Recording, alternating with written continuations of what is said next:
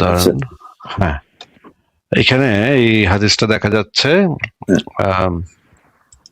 হাদিসটা হচ্ছে একাধিক বার বা একাধিক স্ত্রীর সাথে সঙ্গত হওয়ার পর একবার গোসল করা। আচ্ছা, এখানে মেইন কথা হচ্ছে এটা আসলে এই যে এখানে লেখা দেখেন, মুহাম্মদ ইবনু মুনতাসির রাদিয়াল্লাহু আনহু তার পিতা থেকে বর্ণিত, তার পিতা থেকে বর্ণিত তিনি বলেন। এটা কে ভাই? এটা তো মানে যে সে আয়েশার থেকে শুনছে। তিনি বলেন, হ্যাঁ তিনি বলেন। এখানে বলতেছে এটা কে, কাটতে শুনছে কে? হ্যাঁ ভাই হাদিসের ভিতরে তো তিনি বলেন বলতে এটা তো বিরাট কমপ্লিকেটেড ব্যাপার মানে এটা আসলে কে তার পিতা থেকে বর্ণিত, পিতা এই তিনি বলেনটা পিতা কইতেছে নাকি বেড়া কইতেছে যে তার পিতা বলেন, এই পিতা তিনিটা যে তার পিতা নাকি সে, এটা বোঝাটা তো একটু কমপ্লিকেটেড ভাই। এটা তো পুরো হাদিস না পড়লে লেখা আছে যে এক্স ওয়াই জি দ্বারা এক্স ওয়াই জি থেকে বর্ণিত তিনি বলেন, এক্স ওয়াই জি থেকে বর্ণিত তিনি বলেন, এবং কারো কোনো সমস্যা নাই যে এখানে ওই যে বেটা থেকে বর্ণিত ওই বেটাই বলতেছে এটা ধরে নিতে, ঠিক আছে? যদি ইনভার্টেড কমা না থাকে তাহলে কিন্তু এখানে মুহাম্মদ ইবনু বাশার রাদিয়াল্লাহু, তারপরে যে ডট ডট ডটটা কেন ওখানে? ওইখানে আরো আছে, মানুষ আরো আছে এটার মাঝখানে আরো কয়েকজন ব্যক্তি আছে যাদের কাছ থেকে এই মোহাম্মদ ইবনু মুনতাসির শুনছে। হ্যাঁ, সে বলতেছে আবার সে তার পিতার থেকে শুনছে। তার পিতা আবার নিশ্চয়ই এর মাঝখানে যারা ছিল তাদের কারোর থেকে শুনছে আর কি। মানে নাকি এটা কে বলতো তিনি বলেন, কিংবা ধরেন আরেকটা আপনার হাদিস নিয়ে আসতে পারেন। এখানে যেহেতু মাল্টিপল আছে, যে ফরম্যাটটা হচ্ছে এইটা, আমি দেখছি যে এক্স ওয়াই এন জি দ্বারা বর্ণিত তিনি বলেন। এই যে এখানে লেখা আছে যে আনাস ইবনে মালিক রাদিয়াল্লাহু আনহু থেকে বর্ণিত তিনি বলেন, এখানে তিনিরা কেটা ভাই? ও এর থেকে বর্ণিত তিনি বলেন, তিনিটা কে ভাই এখানে? সম্ভবত আনাস ইবনে মালিক হইতে পারে, তবে এটা ভিন্ন হইতে পারে। একজন যে বর্ণনা করতেছে তার থেকে তো অবশ্যই, নাকি?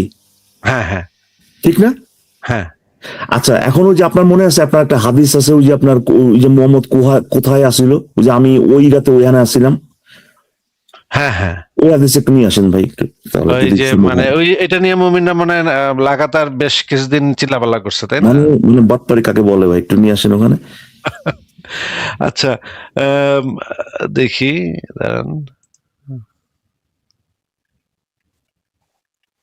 অন্য কোন হাদিসে কিন্তু আর কোনো সমস্যা নেই, কখনোই বলবে না যে যে এ থেকে বর্ণিত তিনি বলেন, এখানে তিনিটা মোহাম্মদ, কোনদিন তারা বলবে না, তাই না?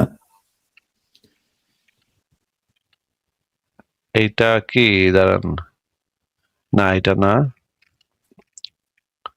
ওই যে ওই রাতে এখানে ছিল, এই যে এটা হ্যাঁ বলেন, যে দেখি তো এটা কিনা। হ্যাঁ, থেকে বর্ণিত, এখানে তারপরে কনটেক্সট দেওয়া হচ্ছে যে কিসের ব্যাপারে, কোথায় ছিলাম মেরাজের রাতে, কোথায় কোন ব্যাপারে বলতেছে আর কি, বর্ণনা করতে গিয়ে বলেন। এখানে যে বলেন এটা কে ভাই? এইটা পুরা হাদিসটা পড়লে বোঝা যায় যে এটা আসলে মুহাম্মদের কথা, মুহাম্মদের বক্তব্য। কিন্তু আবার দেখেন পরের লাইনে কখনো কখনো রাবি কাতাদা বলেছেন হিজরে শুয়েছিলাম, তাহলে তো কাতাদায় শুয়েছিল হিজরে, তাই না? অ্যাবসলিউটলি, আমি সেটাই বলছি। আপনি যদি ফরম্যাটটা দেখেন, অন্য যে কোনো জায়গায় যদি আপনি ধরেন ওই জিনিসটা এই জিনিসটা অ্যাপ্লাই করেন, তারা তো অবশ্যই চাচ্ছে এখানে যে আমি এখানে আসিলাম, এইটা মোহাম্মদের বক্তব্য হোক, তারা চায় সেটা, তাই না?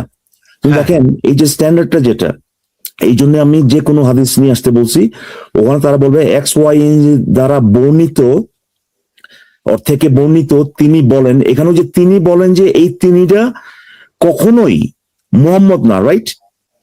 মোহাম্মদ না, হ্যাঁ। তাহলে এখানে এই যে বর্ণনা করতে গিয়ে বলেন, এটা মোহাম্মদ কেন? এই হাদিসগুলো অনুবাদ হয়েছে ভাই এইভাবে, এবং হাদিসের আরো প্রবলেমেটিক ব্যাপার হচ্ছে হাদিসের আরবিতেও এইভাবেই লেখা, কি কি এগুলা তো কিছু করার নাই। না, আমি জাস্ট এটা জানতে চাচ্ছি যে এই ক্ষেত্রে এই এক্সেপশন কেন ভাই?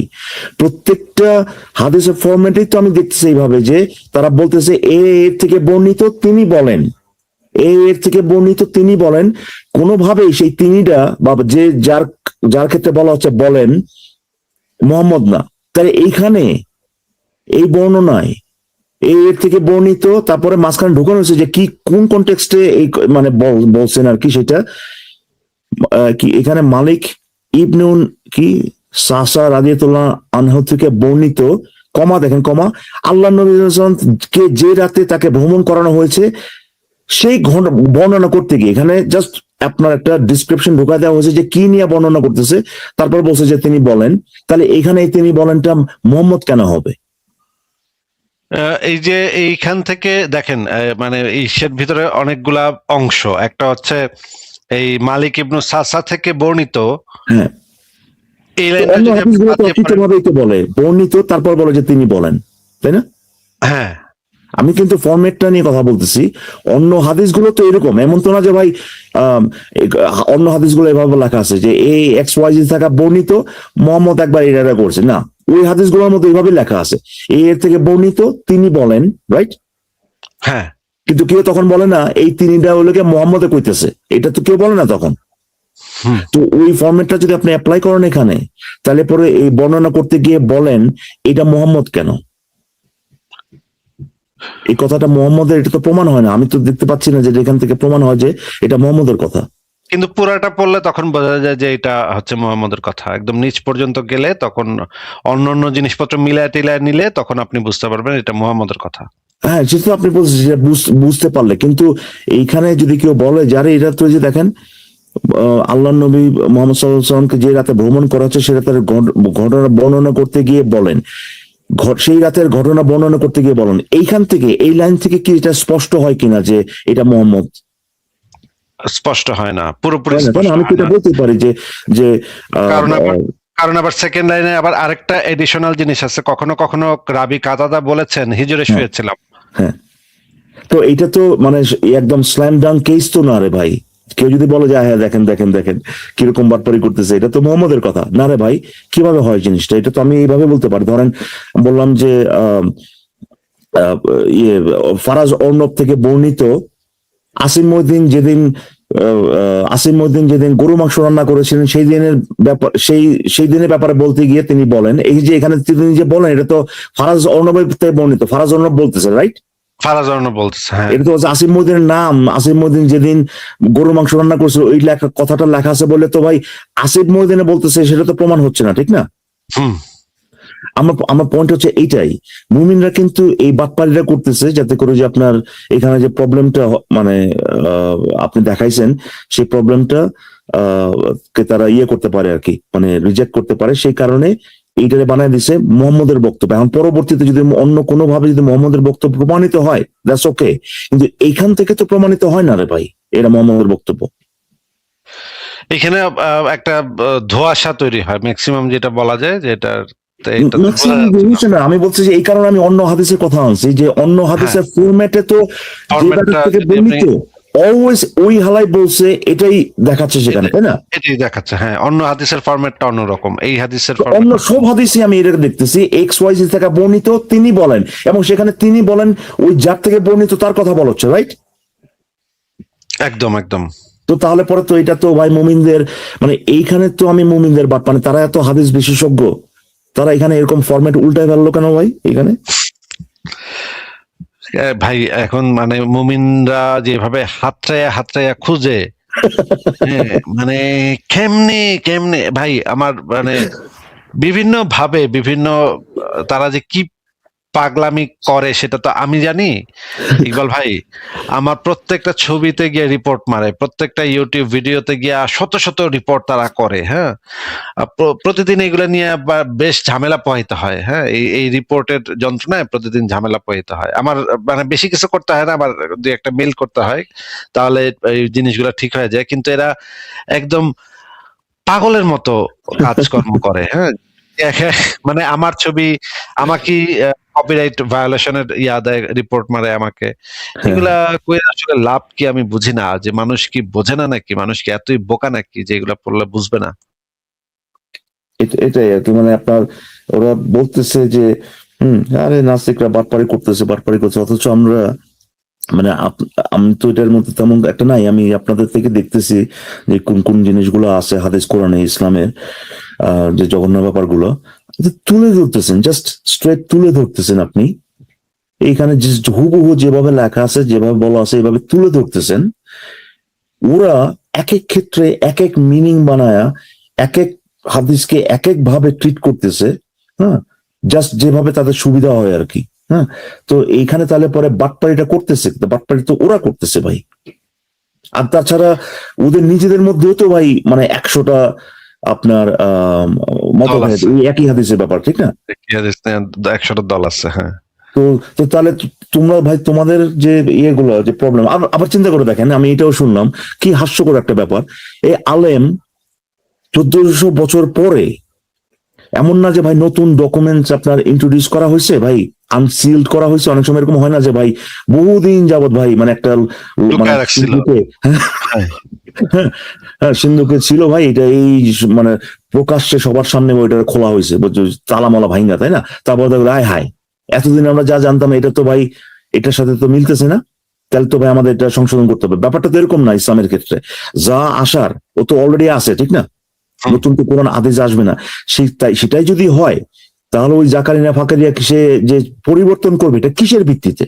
আর যদি পরিবর্তন করেই যদি সে, হ্যাঁ, তাহলে পরে এটা তো প্রমাণিত যে যে ডকুমেন্টস গুলো তার কাছে আছে ওগুলোর ভিত্তিতে, এমন নয় যে নতুন একটা ভিত্তিতে, ওগুলোর ভিত্তিতে সে আগে রং ছিল, রাইট? হ্যাঁ, আগে তো এটা যাচাই করেই তো সে লিখছে। না না, যদি পরবর্তীতে যদি ঠিক হয়, সে যেটা সংশোধন করে যদি সংশোধন করে যেটা আমাদেরকে দিচ্ছে এটা যদি ঠিক হয়, তাহলে তো প্রমাণিত হয়ে গেল যে সে একই এভিডেন্সের ভিত্তিতে আগের বার ভুল করছিল, তাই না? তাহলে তো তার মানে আজ পর্যন্ত যত কিছু সে বলছে প্রত্যেকটা আবার তার রিসার্চ করে দেখা উচিত, ঠিক না? ও তো বাতিলই হয়ে যাওয়া উচিত তার আসলে। কিন্তু ঘটনা হচ্ছে যে সে ভালো করেই জানে, তারা ভালো করেই জানে যে এটা হচ্ছে সময়ের দাবি, রাইট? সময়ের দাবি, মানুষের নৈতিকতার যে ধ্যান ধারণা সেগুলো আরো উন্নত হয়েছে, আমাদের কাছে আরো ইনফরমেশন আছে যেগুলোর ভিত্তিতে আমরা বলতে পারি যে কোন জিনিসগুলো আরো মানে কোন জিনিসগুলো নৈতিক, কোন জিনিসগুলো অনৈতিক, আরো ভালোভাবে কোন জিনিসগুলো গ্রহণযোগ্য, কোন জিনিসগুলো একেবারে গ্রহণযোগ্য না। হ্যাঁ, এইগুলোর উপর ভিত্তি করে তাদেরও ওই যে মিলায়া তাদের ভাই হাদিস মাহাদিস এগুলো চেঞ্জ করতে হচ্ছে বা হাদিসের অর্থ চেঞ্জ করতে হচ্ছে। এটাই হচ্ছে গিয়ে আসল কথা, এবং এটা তো আমরা যুগে যুগে দেখেই আসতেছে, ঠিক না? ধরেন 50-100 বছর আগে কিন্তু আয়েশার বয়স এটা কোনো মানে এটা কোনো ব্যাপারই ছিল না, 6-9 ঠিকই ছিল। এখন আপনি দেখবেন যে ভাই তার বয়স রীতিমতো 26 পর্যন্ত বানাইছে, এরকমও দেখছি আমি। কয়েকদিন পরে না যেন আয়েশারে 52 বানায় দেয়, মোহাম্মদ 9 বানায় দেয় ভাই। এরকম হইতে পারে, তাই না? যে মোহাম্মদ গে রাইটস অ্যাক্টিভিস্ট ছিল, এটাও হয়ে যেতে পারে। মোহাম্মদ কত কিছু হইতে পারে, এটা হচ্ছে সময়ের দাবি। আর যদি তারা যদি এটা মনে করে যে না এটা লেজিট একটা ইয়ে, তার ভুল হয়েছে জাকারিয়ার, তাহলে তো এই তার সমস্ত কাজ পেন্ডিং রাখতে হবে, ঠিক না? এখন হ্যাঁ, ভাই আপনি কি কনফার্ম হতে পারি ততক্ষণ বিজ্ঞানে এইভাবে হয় না যে আপনি যখন কিনা বিজ্ঞান বলেন, অ্যাকাউন্টিং, যেখানেই গণ করেন, আপনি একটা গন্ডগোল পাইলেন কোথাও, কোনো একটা জায়গায় কোনো একটা গন্ডগোল পাইলেন, সাথে সাথে পুরো জিনিসটাকে ইয়ে করা হয়, হল্ড করে আপনার মানে এটা ডিসিশন পেন্ডিং বা এখানে আরো সবকিছু আমাদের এখন ইনভেস্টিগেট করতে হবে, কইলে তারপর জানাবো, এরকম একটা স্টেটে চলে যায়, ঠিক না? হ্যাঁ হ্যাঁ। তো তাহলে জাকারিয়ার সমস্ত কাজ, ওর তো এখন মুখ বন্ধ করে থাকা উচিত ভাই, আর কোথায় কোথায় ভুল করছে এগুলো আমার সমস্ত কিছু আমার এখন দেখতে হবে, এই স্টেটে চলে যাওয়া উচিত না তার? একদম তুলে নেওয়া উচিত, যারা টাকা দিয়ে কিনছে সবাইকে টাকা ফেরত দিয়ে। এক্স্যাক্টলি, আরেকটা জিনিস, হ্যাঁ সেটা ঠিকই বলছেন। যারা পিডিএফ ডাউনলোড করছে তাদেরকে হাতে পায়ে ধরে তোমাদের কম্পিউটারে রাখা সংরক্ষিত পিডিএফটা দয়া করে মুছে দাও, এই অনুরোধ করে সবাইকে মেইল করে এটা মানে ইয়া করা উচিত।